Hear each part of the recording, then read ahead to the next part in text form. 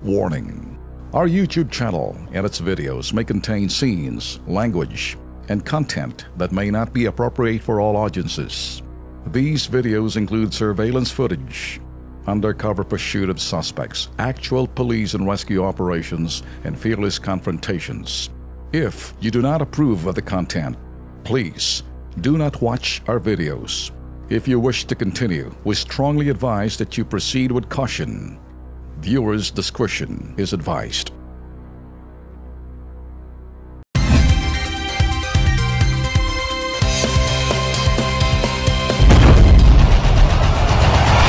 Luzon, Visayas, Mindanao, handa na ba kayo? KB, Kilos Pronto! KB, Kilos Pronto! Serbisyong totoo mga boss, ito ang sumbungan ng bayan. Ora mismo, aksyon agad at maaasahan. Sunod-sunod ang kilos sa pagbabalita. Nakatutok ang mata sa problema na nakikita. Lahat ng question ay may solusyon. Sa bawat hinaing katumbas ay aksyon. Kilos Pronto! Di ka na magtitiis at mabibigyan ka dito ng resulta mabilis. Dahil ang bitag, walang pinapalagpas. Sa tropang Ben Tulfo, wala kang ligtas. KB, Kilos Pronto! KB, Kilos Pronto! Ipaglalaban ng karapatan, problema'y matutugunan. Maraming katanungan dito ay masusolusyonan. Kilos Pronto! Kakampi ng masa, humanda ang lahat. Sa bawat abusado, ito na ang katapat. Napakatibay na programa na inyong hinahangad. Walang patumpik-tumpik at kumikilos agad-agad. Kilos Pronto! Ang ating sumbungan, madali lapitan at agarang kang matutulungan. Na kahit anong krimen, handa naming harapin. Basta hustisya'y makamit, lahat ay aming gagawin. KB, Kilos Pronto! KB, Kilos Pronto! KB, Kilos Pronto! Mga KP, Huwebes, 23 ng Marso, magandang gabi Pilipinas, kabilang ng mga OFW, mga Pinoy overseas, lahat ho, kalat ho sa iba't ibang parte ng mundo. Ikaw, Lex. Kumusta na po kayo? Sana'y nasa mabuti ho kayong kalagayan. Maayong gabi, kayong tanan sa mga Bisaya. Ayos! Diretso na ho tayo mga KP, Bisaya man, Tagalog, Ilocano, Kapampangan, Waray, lahat ho kayo nanonood ho sa atin. Eto na ho, no? Tigilan na yan, eto hong sinabi ni Pangulong Duterte hinggil ho sa issue ng impeachment laban kay Vice President Leni Robredo. At tigilan na rin daw at hayaan na lamang punterahin siya ng Vice President dahil hinahayag lamang daw nito ang kanyang freedom of speech. Taong bayan din daw ang nagluklok kay Leni. Mga ka-KP, ito hong nakikita nyo ngayon, mahinahon ng presidente, dapat bang huwag nang ituloy ang impeachment case laban kay VP Leni? I'm sure, Ben, ang lahat to sa ating mga kababayan, alas 2 ho na madaling araw ho dumating ating Pangulo galing hong Thailand. I'm sure matulog pa hong himbing ng tulog ho siguro ninyo. At paggising nyo kanina, nagulat na lamang ho na gano'n na ho ang pananalita ng ating Pangulo. Siya hong Pangulo. Hindi naman ho natin kino-question ang kanya pong sinabi. Pero para sa ilan ho natin mga kababayan, yung pong mga galit na galit kay Leni, sasabihin nila ay, hindi freedom of speech yun Hindi yung freedom of expression Pinahiya mo ang ating bansa. Yun ang punto ng ilan natin mga kababayan.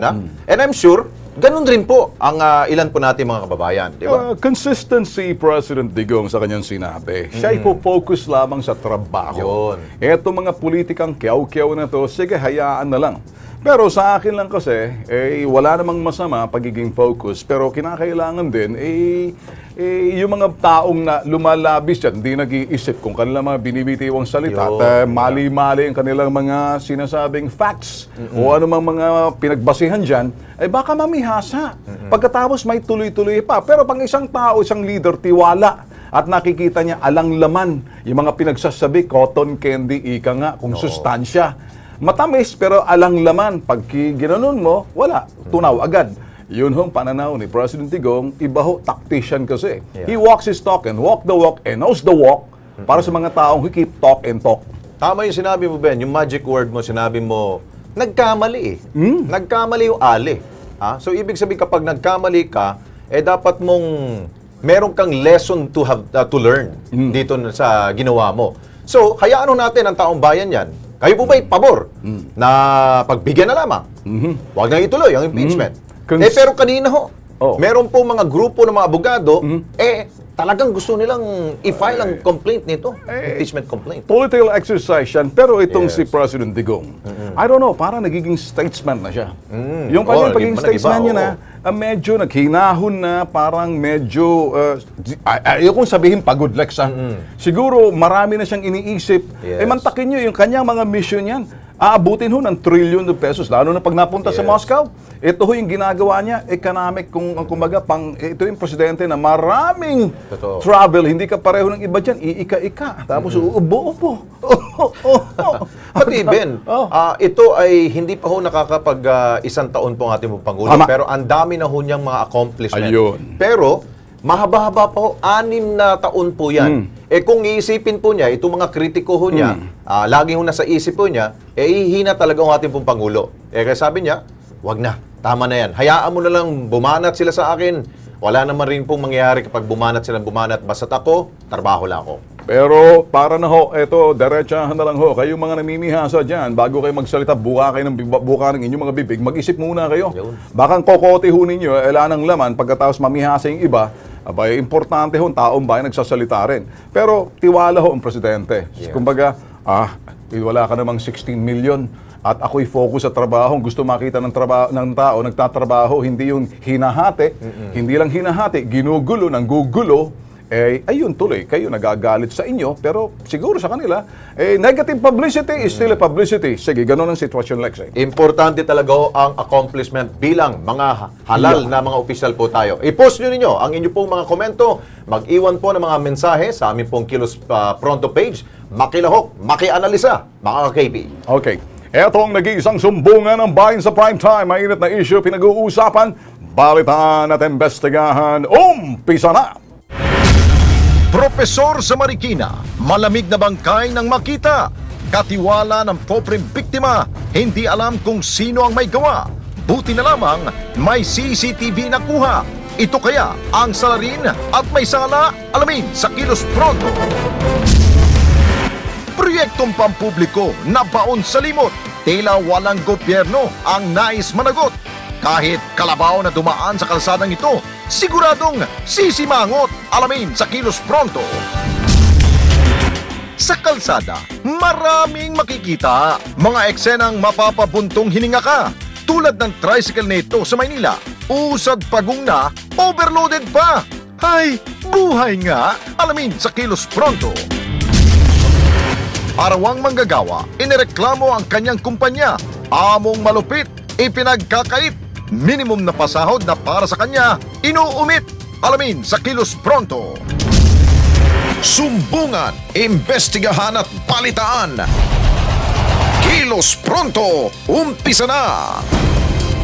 Okay, mga KP, 2 hinihinalang tulak ng ipinagbabawal ng droga ang nasa kote naman sa lungsod ng Quezon. Sa siyay ng hinihinalang shabu at ilang drug paraphernalia na recover. Detalye ng operasyon, panoorin.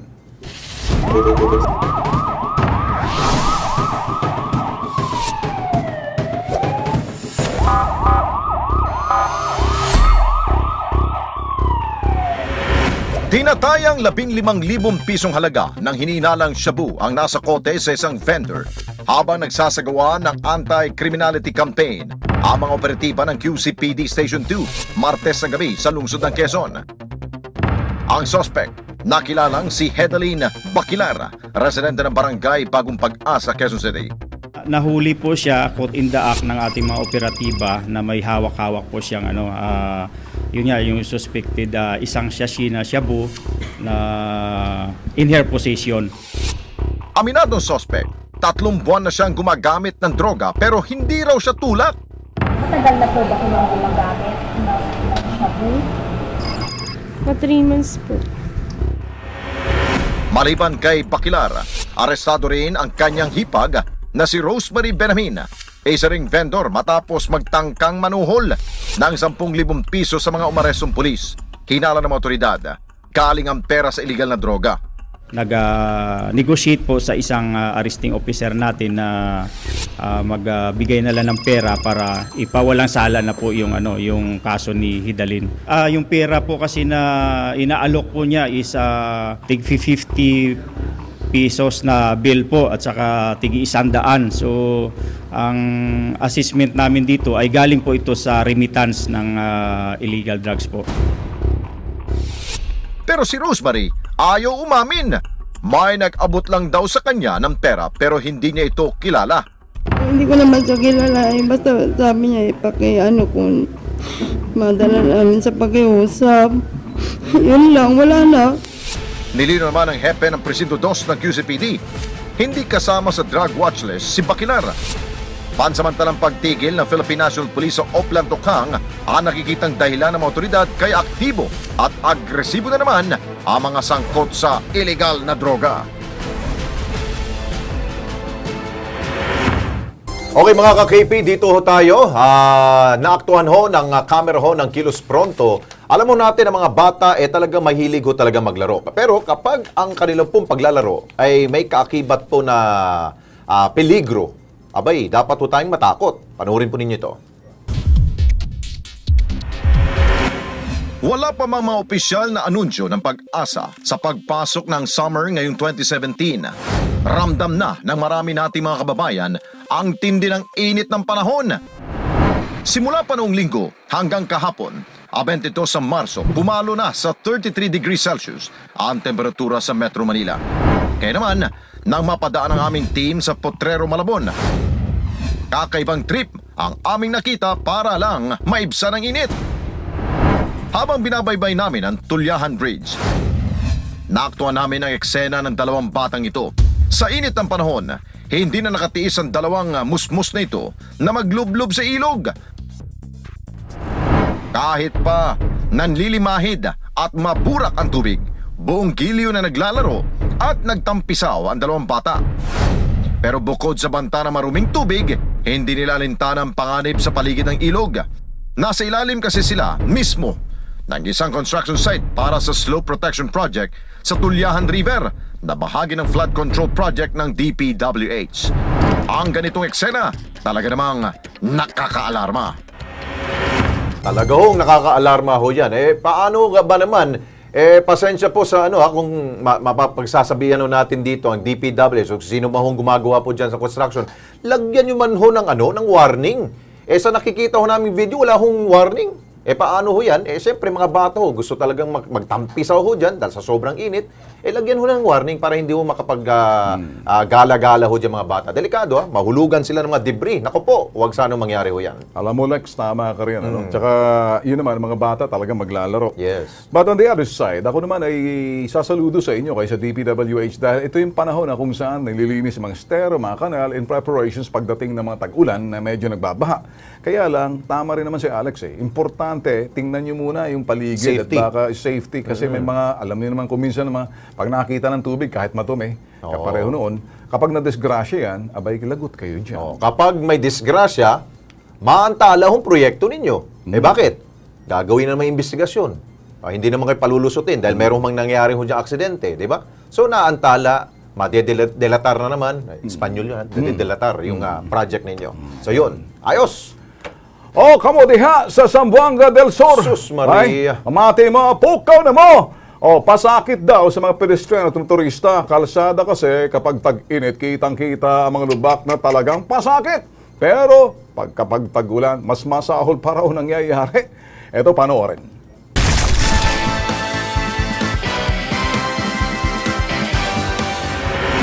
Sa mga larawang ipinost sa Facebook ng isang concerned citizen, isang kalsada ang matagal na nilang inilalapit sa kinaukulan. Ang naturang kalsada, bahagi ng Barangay D1 sa bayan ng Mahayag at Barangay Parasan sa bayan naman ng Molape sa lalawigan ng Zamboanga del Sur. Hindi sementado at kapag umuulan sa nasabing lugar, sa kalsada ang agos ng tubig. Sa larawang ito, makikitang binabagta sa mga estudyante ang malailog na kalsada, makapasok lang sa paaralan, sasapuhin kahit binabahang daanan. Ayon sa nagpost sa mga litrato, Provincial Road daw ang kalsadang ito. Makailang ulit na rin daw nila itong inilapit sa lokal na pamahalaan. Ngunit, hanggang ngayon, hindi pa rin pinagtutuunan ito ng pansin. Tila ibinaon na ng kinaukulan sa limot ang problemang ito.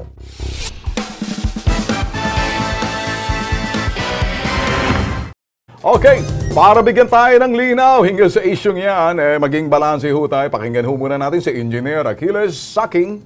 At ito, hepe ho siya ng Zamboanga del Sur Provincial Engineering Office. Sir, magandang gabi sa iyo, Engineer. Engineer? Yes po, magandang po. Kasama po natin si Alex Santos, live ho tayo sa PTV4. Sir, dinudulog ho ng itong iba sa atin dito. Kami ho nanggigising, nagpupukaw ho kami sa inyo. Ano magagawa ho natin dyan sa kalsadang nirereklamo ho? Parang ilog na. Kalsada pa ho ba yan? O anong sitwasyon? Anong update ho dyan, sir? Yung yun po, may nakabit na po na project doon po. Okay. Yung sa Philippine Rural Development Program. Ano hong... Yung project na yun, yung concreting of... hello, sir? Yes. Concreting, okay. Yung concreting of Gumaan, Diwan, Parasan, Mabuhay. Mga lugar. Okay. Okay. So, yung road section na yun, part na yun sa nabid na. Nabid. So, sir, nabid na yan. Kailan ho, sir, makita ho ng tao na masisementohan nyo, no? Makukoncrete nyo na para naman huwag magmukhang ilog. Akala ko ho ilog eh. Para nakakatakot ho dumaan dyan, baka biglang mag-flash flood ho eh. Sir, ano ho magagawa ninyo at ano hong timetable ho ninyo rito? So, Paul, sir, ano kasi, sir, hindi namin yan pwede ma-reab, sir, kasi magka-double funding na po kami ngayon. Okay. Kasi may nakabid na po na project, incoming project. So may nakabid na? Oh, yes, sir. Nag-intel na po kami ng no objection letter galing po sa World Bank. Doon na lang po inintay namin. So manggagaling pa sa World Bank, sir. Manggagaling sa World Bank itong popondohan dito. Yes po, yung project na yan. At saka pinapalawap naman namin yun halos araw-araw. Sabi lang ko nila, pagka nalapas na yung no objection letter number 2 next week. Alright. Sir, mabilis lang, sir. Kasi nag-aantay ang tao. Alam ko na napaliwanag nyo. So itong kalsada na to, naibid na, nag-aantay na lang kayo sa World Bank na pondohan to. Yun bang ibig nyo sabihin? Hindi. Ano na lang po, yung no objection letter so, number 2 lang po. Bakit ho may no objection? Okay, sir, bakit ho may sino ho mag-o-object? Kinakailangan na ho yan. Sino ho mag-o-object? Yung taong bayan? Yung World Bank po, yun po ang nakaano po dati nung no objection letter number 2, mag-issue na kami ng notice to proceed. Hindi kami maka-issue ng notice to proceed kung wala po yung no objection letter number 2 po. Okay, no objection. Agreement po. Okay, so yung no objection letter manggagaling sa World Bank, parang ganyan, pag no objection, wala hong kukontra dyan, tuloy na sa rin proyekto. Yes po, tuloy na po. Alright, sige sir. Paano ho natin mapabilisan ho? Sino ho mag-o-object yan? Kung ang pag-object ho niyan, hindi naman ho siguro ang taong bayan, kailangan nila. Hindi naman ho siguro yung mga kontratista mag-o-object yan. Nagtatalo-talo sila. Baka yung road right of way ba? Ang issue ba dyan? Sir, tingnan na ho natin. Kanino ho mag-o-object? Yung World Bank ho. Iyon ang term nila for approval, sir. Okay, sige. So, waiting for approval, sir. Huwag na yung no objection kasi parang akala may kukontra. So, nag-aantay na lang kayo ng approval ng World Bank. Yes, sir. Alright. Ito, sir, isahin na natin para maintindihan. Kasi kung nagsasalita ho kayo, ewan ko, sir, kung nakainom kayo, ako, diretsahan na lang, para nakainom ho kasi kayo, kaya nahihilo tayo, So, nag-aantay kayo ng approval na lang. Pero ano hong ginagawa ng lokal na ito yung provincial government ng Zamboanga del Sur para mapabilis ho at sasabihin, ito na, ready na kami. Ang World Bank naman ho kasi hindi naman kapareho ng mga Pinoy ho, sir, na hahayaan ka nakatiwangwang dyan. Sila ho, kung may nakikita ho sila na may problema, hindi ho sila magpuproceed. Ano sa palagay niyong problema dyan? Alam kasi, yung process po sa process na lang. Okay, sige sir. Sige sir, ganito na lang, Kung proseso ho yan, procedural na ho yan, di natin pwedeng pakialaman. Siguro sir, pakitutok na lang na wala ho magkakaroon ng problema.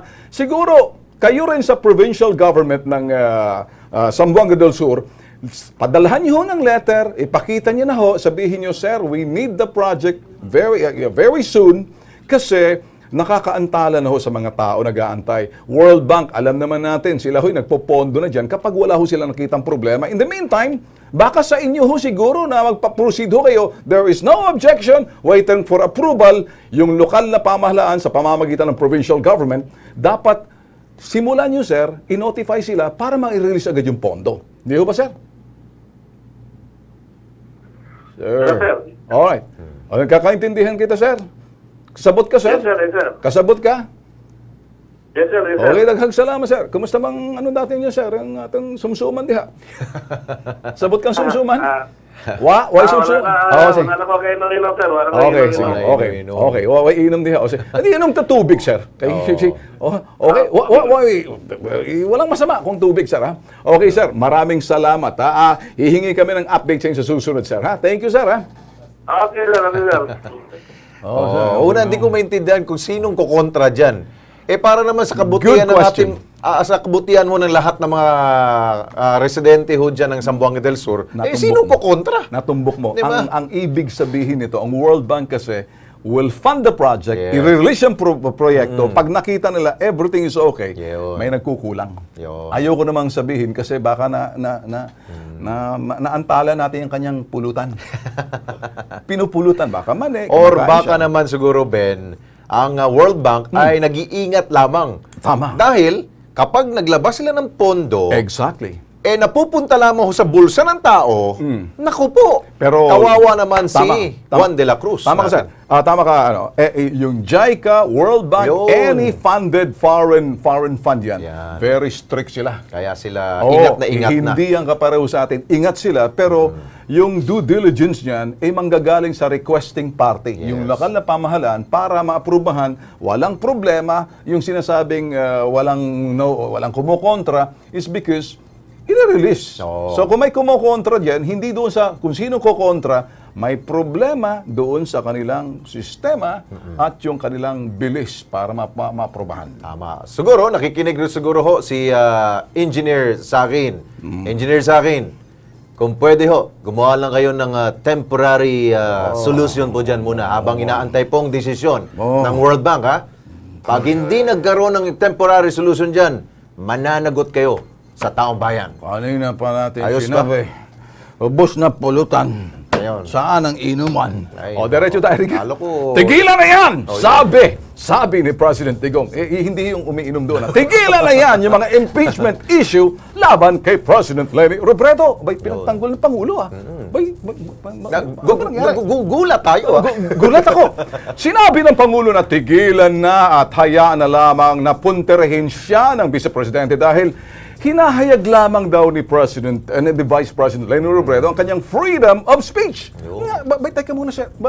Freedom ba yun na medyo nakakasira? Yun na nga, eh. Okay, taong bayan na rin daw naglook-look kay Leni bilang respeto. I hope ganun din sana accorded respect din yung mga nag-iingay kapareho ni Leni kay Presidente. Di ba? Yung protocol, respect.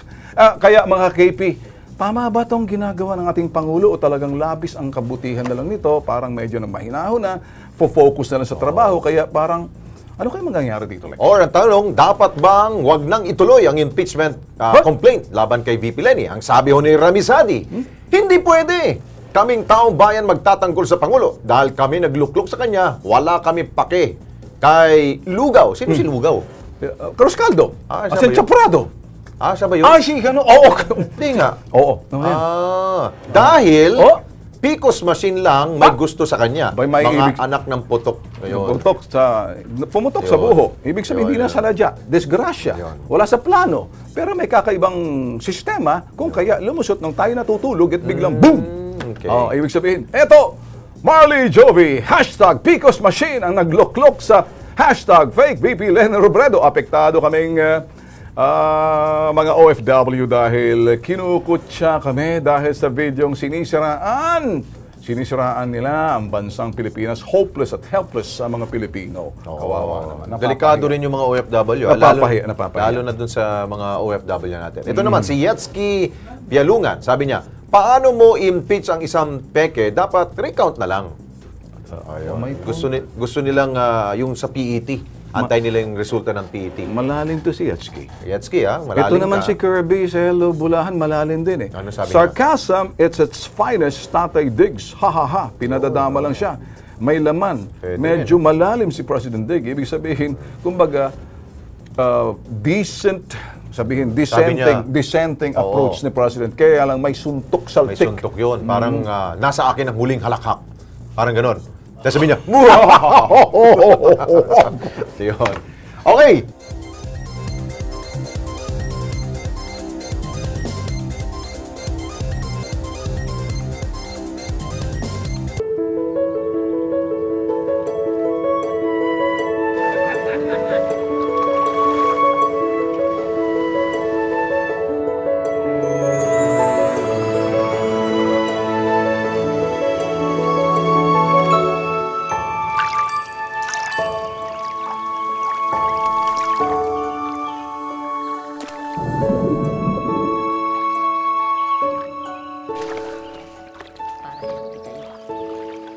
The fish are eating. So should you, anak.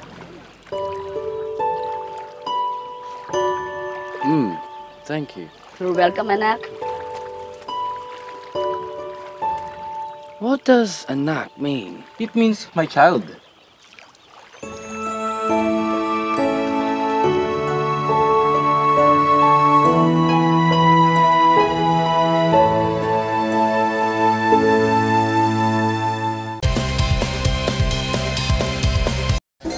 Okay, nababalik po ang Kilos Pronto Pasintabio sa ating po mga manonood. Medyo maselan po mga video na amin po papakita. Isa pong madasalin, matalino at mapagkawang gawa. Kanyan po inilarawan po ng pamilya, mga kaibigan at mga estudyante rin po ng isa pong propesor dyan sa Marikina City. Pero tila brutal ang huling pagsasalarawan sa kanya nang matagpuan po siya ng otoridad na wala ng buhay habang naliligo po ito sa sariling dugo dyan po sa kanyang tahanan. Panoorin natin.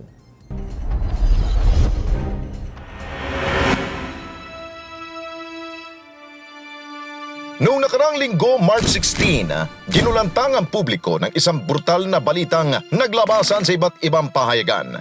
Ang biktima ay kinilalang si Alfredo Dimano, isang propesor ng isang pamantasan sa Marikina City. Ayon kay Police Senior Superintendent Lorenzo Holanday Jr., ang kasambahay ng biktima ang nakakita sa bangkay. Tumawag kaagad ng saklolo, na kapitbahay, yung tanod, mga barangay, police na dumating naman kaagad. And then, ginawa ng ating first responder, kinordon yung area at tumawag ng SOCO. Nakita ng SOCO, there were several stab wounds sa likod at saka sa leeg. Sa investigasyon ng Marikina City Police Station, yung professor dumating sa bahay niya around 11 o'clock, may kasamang lalaki. And then from there, pinabuksan siya ng kasambahay, and then, pero yung professor at kasama niya, dumiretso na sa taas. At around 12 o'clock, nagising naman yung kasambahay, bumaba kasi yung lalaki na kasama ng professor para kumuha ng tubig at uminom. Then umakyat ulit sa taas. At around 1 o'clock, according to the kasambahay, bumaba si professor at pumunta rin sa kanyang small chapel, yung prayer room niya. May kinuha lang sandali, and then umakyat siya ulit. That was the last time na nakita nung kasambahay na buhay si Professor.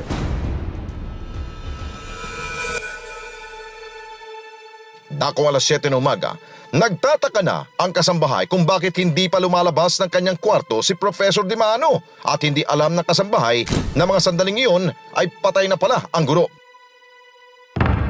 Pasado alas 4 ng madaling araw, March 16, nasa pool ng CCTV ang naturang lalaki na palabas ng subdivision. Suot ang sombrero at bit-bit ang bag. Tila nagmamadali ang lalaki sa paglalakad. Ayon sa mga kapitbahay at kaanak ng biktima, mahilig daw tumanggap ng mga bisita si Dimano sa kanyang bahay. Talagang mabait ang tao. Matulungin talaga siya. Kahit sinong lumalapit, pag mayroon siya, ibibigay niya na para makatulong siya. There are several angles that we are looking into. Ang nanakaw doon is yung kanyang laptop at saka 2 cellphones. Doon sa personal, baka naman may nagalit sa kanya or may nainggit sa kanya. And then, thirdly, doon sa kanyang work-related issue kasi siya ang Vice President ng PLMAR and college professor siya. So, by that, hindi natin siguro ma-discount na somehow mayroon siyang hindi na pagbigyan or may nakaaway siya. Sa ngayon, patuloy pa rin ang investigasyon ng pulisya sa pagkakakilanlan ng lalaking nasapol sa CCTV. Okay, para ho sa update ng kasong yan, nasa kabilang linya ho si Major Eduardo Cayetano ng Marikina City Police Station. Major, magandang gabi ho, si Alex Santos po to. Kasama ko po si Ben Tulfo, ito po ang Kilos Pronto. Live po tayo sa PTV4, sir. Ako po. Opo, Major. Opo, kayo po ba'y gumagalaw ho? Medyo choppy ho yung signal ho ninyo? Nawawala ho yung signal ho ninyo eh. Okay na ba? Okay na yung signal niya? Major, ulitin na natin. Major? Medyo, tawagan nyo ulit. Dahil hingi sana tayo ng update dito.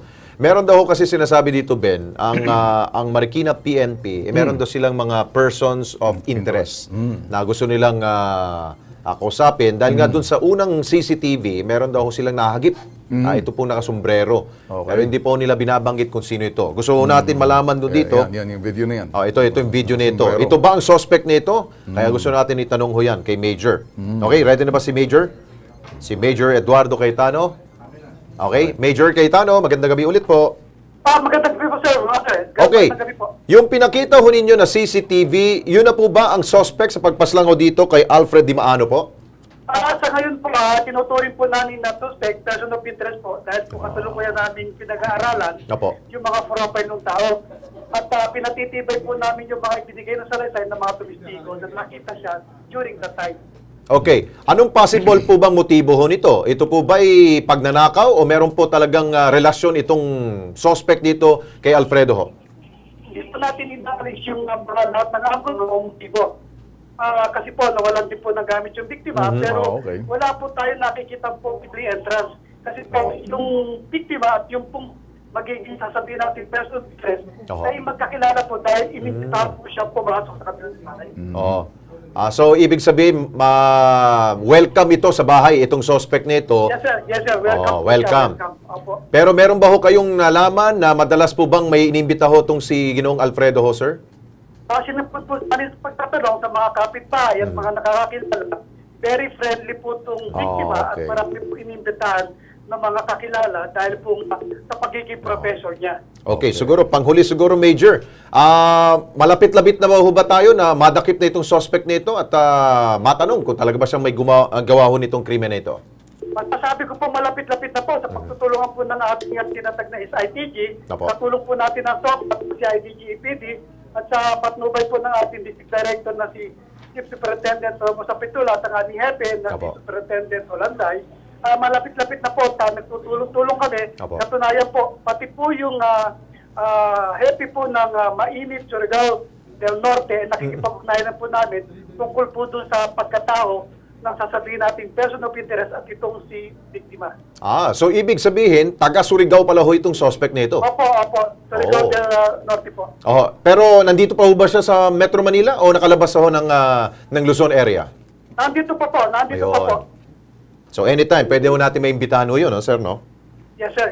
Okay. Siguro, Major, kung ang mga kaanak po, ang mga estudyante po ng pamantasan ng Marikina ay naghahanap po ng hustisya, kami rin po sa Kilos Pronto ay agarang hustisya po ang kailangan namin dito, sir. Yes, sir. Kami rin po. Yun po ang agad namin dahil po ang pagkakalam po namin sa biktima ay napakabait na tao, napakatalino, at kinakailangan po mabigyan natin ng hustisya ang tao to. Okay. Ngayon, sir, kami po ay nagpapasalamat na sa inyong mabilis na aksyon at Kilos Prontong aksyon po. Thank you, sir. Magandang gabi ulit. Salamat at magandang gabi po.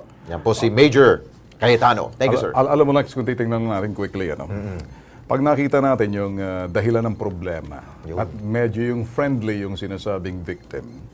So kung kayo'y nanunood sa mga ganitong klaseng programa, may napupulot ho kayo ng mga tips and learn from the mistakes ng sinasabing crime para makaiwas. Never bring in na mga tao sa bahay, if at all possible, unless dikit masyado sa inyo. Pero kung you bring in kahit sino, there might just be some problems later on. So ito, diretso naman ho tayo rito. Well, sumbong ng OFW naman tayo mga boss.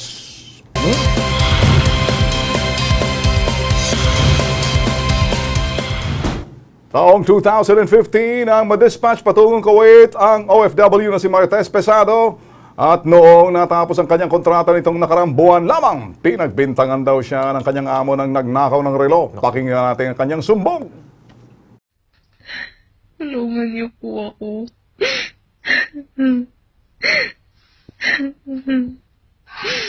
Tapos na po yung kontrata ko noong February 19. Gusto ko na pong umuwi.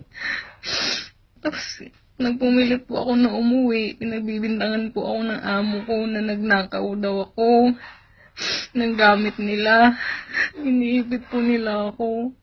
Please, tulungan niyo po ako. Mama, kaya sa akin, please. Please, tulungan niyo po. Okay. Yan po si Martes Pesado. Para sa atin kasi gusto natin, nakakaawa kasi pag ang tao ay talaga nagmamakaawang ito sa Kilos Pronto. Napapansin ninyo mga ka-KP, marami na ho mga OFW talagang dumudulog ho sa atin. Either sila o kaanak nila, diretso na ho sa atin. Sinusubukan ho natin tawagan sana si itong Marilyn at dialing lang tayo. Ito hong aming magagawa sa PhilQuest International Management and Services. Ito yung contractor, kapag hindi ho natin na contact to, kami na ho mismo ang gagawa ng paraan para idulog ho to, tututukan ho namin to, sisiguraduhin ho namin na talagang magagawa ho namin na talagang ito'y mapapauwi. Subukan naman natin kaya dito sa Deputy Administrator ng OWA, kung sakaling di natin makakontakt, itong sinusubukan natin si Maylene De Los Santos, contractor. Pwede ba natin matawagan itong si Josefino Torres? Mabilisan para. Ito, tinatawagan. Ito, Lex, siguro pwede natin makontak. Mayroon naman tayong madalas po natin kausap po dyan. Si Ma'am Josephine. Madali po natin lapitan niya. Kaya si Josefino Torres naman, kung sino naman po pwede, subukan natin ngayon. Nasa linya na ba natin? Para mabilisan. Sa linya na natin ngayon. Si Administrator ng OWA, si Josefino Torres. Sir, magandang gabi po sa inyo. Hello, sir. Sir Josefino. Okay. Hello? Magandang gabi, sir. Si Ben Tulfo, kasama ho si Alex Santos dito sa Kilos Pronto. Live ho tayo, sir. Sir, ano ho magagawa ho natin sa isang OFW? Nagmamakaawa ho na kung maaari, expired ho kanyang contract. Binabintangan daw ho siya ng nakaw ng relo. We smell something fishy. Baka ito'y sampan ho ng kaso. Pwede ho ba kami dumulog sa inyong tanggapan tapos magawa ho ng paraan para doon ho sa biktima mismo? Nagmamakaawa ho ito ho'y abroad pa mismo, nagpadala ho ng video. Magawan ho ba natin ng paraan ho tayo? Mabilisan ho by tomorrow, sir? Oo. Pwede. Saan ba siya? Siya ho, sa bansa ho siya. Dito ho siya sa ano ho siya, sir? Sa Kuwait. Sa Kuwait. Sa Kuwait? Oo. So, yes, sir. Makuha ko lang yung pangalan. Yes, sir. Yes, sir. Yung contact number niya. Yes, sir. Yung agency niya dito. Okay. Sir, sa agency niya, sir, ito ho yung agency. Ibibigay ho namin sa inyo, pero kami ho tututok dito. Ang agency ho is PhilQuest International Management Services Contractor. Nandiyan na ho yan. Yan ho, tinatawagan ho namin. Hindi ho sila sumasagot, sir. At yun ho ang aming pero ito, sir, gagawin ho namin ng paraan. Ilalapit ho namin sa inyo. Kami na ho mismo, alam ko naman, kukunin niyo ho yung pangalan ng agency at saka yung telepono ho ng biktima, bibigay ho namin mamaya, pagbabaho mismo. Mamaya, pagkatapos ho natin ng program na to, para mabilis ang action, magagawa ho natin, sir, ha? Sige, makakaasa kayo. Okay, sir. Kami na ho mismong lalapit ho sa inyo at hindi na ho namin i-air ito kasi mas maganda ho siguro nakikita ho namin, dokumento ho namin yung ahakbang na inyong gagawin, sir. Pagtulong ho sa kababayan ho natin na nagmamakaawa ho, sir, sa kanyang video na kung maaari, tulungan siya. Expired na ho kanyang contract, February pa lang, sir. Ha? Opo. Okay. Sige, sir. Thank you so much. Sige po, makakaasa po kayo. Diretsahan tayo kasi alam natin anytime baka papasok na si President Digong. So, diretsahan natin na ito. Ito ho yung mga, again, storya ho, stage 4 cervical cancer. Ay sumailalim ho ng chemotherapy, radiation therapy. Gumamit lang ho siya ng King's Herbal at naramdaman niya ho, matapos ang chemo, na iba ho naramdaman niya. Nawala ho yung bukol at iba pa. Again, hiwaga ho to. Hindi ho ito gamot, pero ano ang misteryo rito? Abay, panoorin.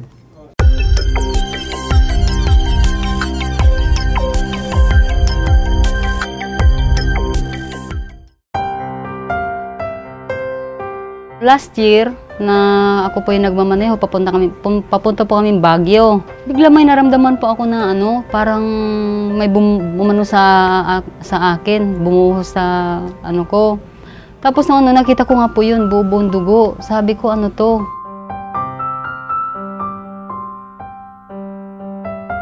After nung na-biopsy po, doon po agad na na stage 4B po ako, cervical cancer po. Chemo radiation ang ko doon.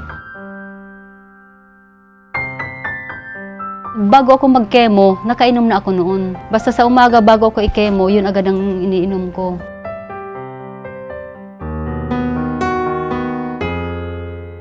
Tinuloy-tuloy ko lang yung Kings. Masigla na naman po yung katawan ko. Nakakapag-drive na naman ako kung saan-saan. Nakaya ko na po ulit yun.